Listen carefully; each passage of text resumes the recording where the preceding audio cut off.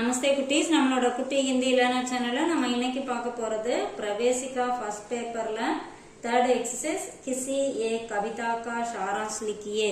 அதுல வந்து நம்ம இன்னைக்கு பார்க்க போறது यशोधरा का विलाप कविता का सारांश लिखिए. அதுல ஃபர்ஸ்ட் பாருங்க प्रस्तावना. मैथिली चरण गुप्त राष्ट्र कवि के नाम से प्रसिद्ध है. அதாவது मैथिली चरण गुप्त जी வந்து ஒரு தேசிய கவிஞர். அது வந்து அவர் ரொம்ப ஃபேமஸ் ஆனவர். अपने शुद्ध भारत को जागृत करने का सफल प्रयत्न किया था. அதாவது விழிப்புணர்வு இல்லாம இருக்க அந்த பாரதத்தை அவர் என்ன பண்றாரு, ஜாகிருத் அப்படின்னா விழிப்புணர்வு அடைய செய்யறதுல அவர் ரொம்ப முயற்சி செஞ்சிருக்காரு. யசோதரா கா விலாப் शीर्षक कविता राष्ट्र कवि मैथिली चरण गुप्त जी के खंड काव्य यशोधरा का एक अंश है. அதாவது யசோதரா கா விலாப் அப்படிங்கிற இந்த டைட்டில் வந்து ராஷ்டிர கவி மைதிலி சரண் குப்த் ஜி அவங்களோட யசோதரா அப்படிங்கிற கண்ட கவியத்திலிருந்து கொடுக்கப்பட்டுள்ள ஒரு சின்ன பகுதி அப்படிங்கிறாங்க.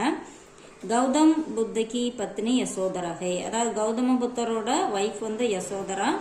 गौतम बुद्ध जीवन का अर्थ समझने के लिए घर परिवार राज्य आदि छोड़कर चले गए. அதாவது இவர் வாழ்க்கையோட ரகசியம் என்ன, அதோட வாழ்க்கை அப்படின்னா என்ன அர்த்தம் அப்படிங்கிறத புரிஞ்சுக்கிறதுக்காக வீடு அப்புறம் அவங்களோட ஃபேமிலி ஆட்சி எல்லாத்தையுமே விட்டுட்டு அவங்க போயிடுறாங்க. யசோதராக்கா கர்வ் அவர் துக். யசோதரா அவங்களோட கர்வமும் दुखम வருத்தமும் என்ன அப்படிங்கறத இந்த பாரால கொடுத்திருக்காங்க. यशोधरा अपनी सखी से कहती है कि उन्हें गर्व है कि उनके पति महान कार्य के लिए गए हैं. அதாவது யசோதரா வந்து தன்னோட தோழி கிட்ட சொல்றாங்க, எனக்கு ரொம்ப கௌரவமா இருக்கு, ஏன்னா என்னோட ஹஸ்பண்ட் வந்து ஒரு மிகச்சிறந்த விஷயத்துக்காக கயே ஹை போயிருக்காங்க. பரந்து ஆனாலும் என்ன சொல்ல வராங்கன்னா துக் ஹை, ஆனாலும் எனக்கு துக்கமா இருக்கு. ஏன் அப்படின்னா கி வே கஹே பினா கயே, அதாவது அவர் ஒரு நல்ல விஷயத்துக்காக போயிருக்காரு அப்படிங்கிற போது எனக்கு கர்வமா இருக்கு, ஆனாலும் சொல்லாம போனது எனக்கு வருத்தமா இருக்கு அப்படிங்கிறாங்க.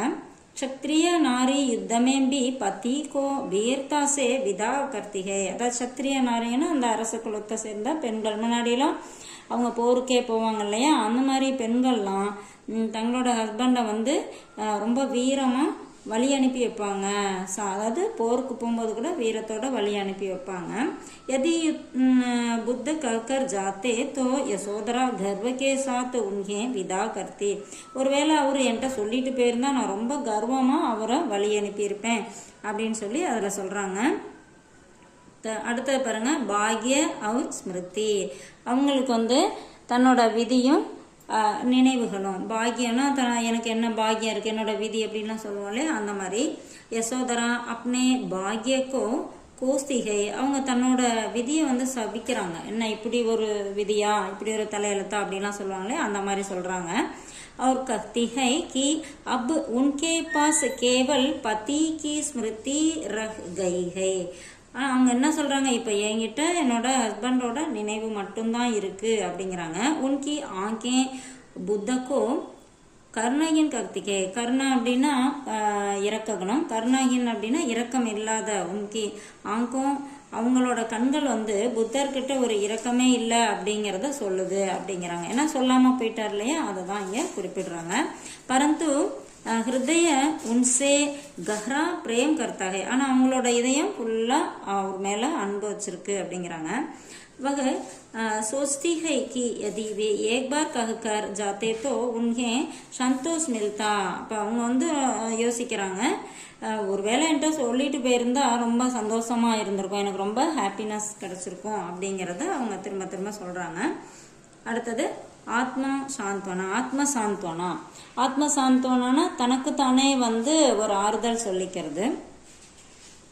अंत में यशोधरा अपने मन को समझाती है कि बुद्ध जब लौटेंगे तो अवश्य कोई महान सिद्धि और அனுப்பம் ஞான் லேக்கர் ஆயேங்கி. அதாவது இவங்க கடைசியா சரி எல்லாம் அவங்க தோழி கிட்ட சொல்லிட்டாங்க, எல்லாம் பண்ணிட்டாங்க, இருந்தாலும் மனசு வந்து சமாதானம் அடையல. ஸோ தனக்குத்தானே ஒரு ஆறுதல் சொல்லிக்கிறாங்க. அப்படியே அவன் தன்னோட மனசுக்கு வந்து புரிய வைக்கிறாங்க. என்ன, இவர் வந்து கௌதம் புத்தர் வந்து என்ன பண்றாரு, எப்போ திரும்புவாரோ அப்போ வந்து அவர் அவசியமா ஒரு சிறந்த ஒரு விஷயத்தோட வருவார், ஒரு நல்ல அறிவோட அந்த ஞானத்தை என்ன தேடி போனாரோ அந்த ஞானத்தை பெற்று வருவார் அப்படின்னு சொல்லி அவங்களாவே சமாதானம் பண்ணிக்கிறாங்க. அடுத்து பாருங்க, இஸ் கஹானிகா முக்கிய பாவ், இதுல இருக்க முக்கிய விஷயம் என்ன, இந்த கவிதையில, இந்த கவிதாக்கா முக்கிய பாவ், இந்த கவிதையில என்ன முக்கியமான அம்சம் அப்படின்னா, யசோதரா को सबसे अधिक पीड़ा इस बात की है कि भगवान बुद्ध उनसे कहे बिना ही चले गए. அதாவது இதுல முக்கியமா என்ன விஷயம் அப்படின்னா, கௌதம புத்தர் வந்து போனதெல்லாம் அவங்களுக்கு ஒரு பிரச்சனையே கிடையாது, ஆனா சொல்லாம போயிட்டாரு அப்படிங்கறது தான் அவங்களோட பிரச்சனையா இதுல வந்து கொடுத்துருக்காங்க. இது கொஞ்சம் ஷார்ட் பண்ணி கொடுத்துருக்கேன், உங்களுக்கு ரொம்ப யூஸ்ஃபுல்லா இருக்கும்னு நினைக்கிறேன். தேங்க்யூ.